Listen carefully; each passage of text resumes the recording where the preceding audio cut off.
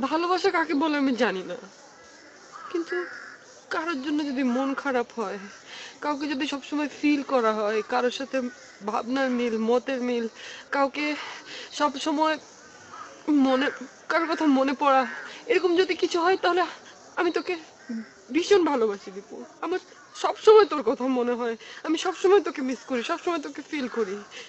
এটা কবে হয়েছে আমি জানি না, আর এটা যখন আমি বুঝতে পারলাম তখন আমি বুঝলাম তুই ছাড়া আমার চলবে না দীপু, আমি বাঁচবো না, আমি মরে যাবো দীপু, আমার ফিরে দিস না প্লিজ। মিতু, তুই তুই ভুল পথে আছিস। তুই আমার সম্পর্কে জানিস না কে আমি, আমার পরিবারের অবস্থা কি। আমি কিচ্ছু জানতে চাই না দীপু, আমার কিচ্ছু জানার দরকার না। আমি শুধু জানি তোর মতো এত ভালো বন্ধু, তোর মতো এত ভালো মানুষ আমি কোথাও পাবো না, প্লিজ আমাকে ফিরে দিস।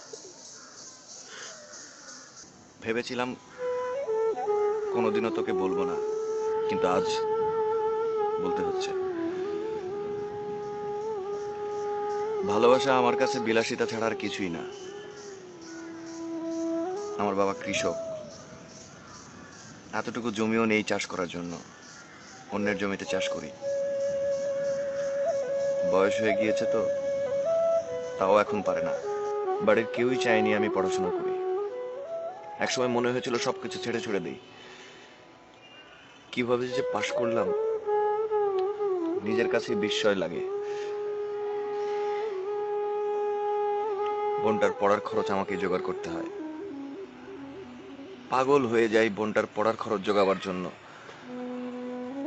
বাবারও বয়স হয়ে গেছে, কাজ করতে পারে না, তাই সেখানেও টাকা পাঠাতে হয়। এই অভাবের দুনিয়ায় নিজের কাছেই নিজেকে বোঝা মনে হয়। তোকে বলে বোঝাতে পারবো না অভাব কাকে বলে। কত রাত যে না খেয়ে ঘুমিয়েছি তার কোনো হিসেব নেই।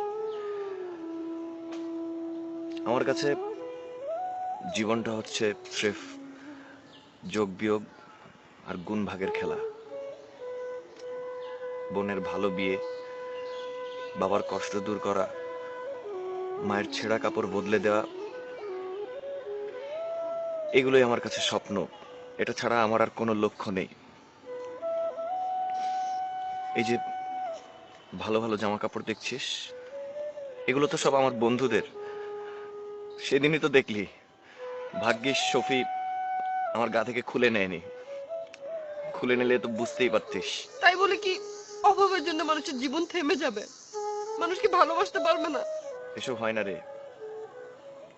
অসম প্রেমে কখনোই সুখের পরিণতি হয় না। সিনেমায় দেখেছিস না, রাজার মেয়ের সাথে গরিবের ছেলের প্রেম, কিন্তু একটা সময় কিন্তু বোঝা যায় যে ওই ছেলেটিও কোনো না কোনো রাজার ছেলে। তার মানে কি জানিস?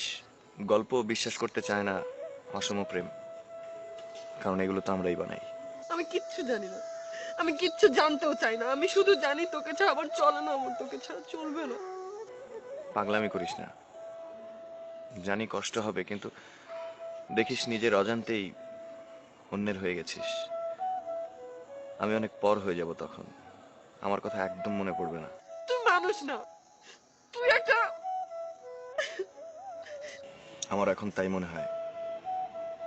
যন্ত্রের মতো হয়ে গেছি আমি, পাথর হয়ে গেছি একদম। তোর এই কান্না আমার মা বাবা বোনের সুখের চাইতে কিচ্ছু না। আজকের পর না আমাদের দুজনের আর কখনো দেখা হবে না। মাসখানেকের মধ্যেই তো পরীক্ষা শুরু হয়ে যাবে। ভালো থাকিস। আসি। দীপু দাঁড়া, দীপু আমার একটা কথা শুনে যা। আমি তোকে ছাড়া কিভাবে থাকবো একটা বার আমার বলে দিয়ে যা। তোর না হয় আমার ছাড়া চলবে, তুই না সুখে হবি, আমি কি করে থাকবো তুই আমাকে বলতে পারিস একটা বার? দীপু দাঁড়া।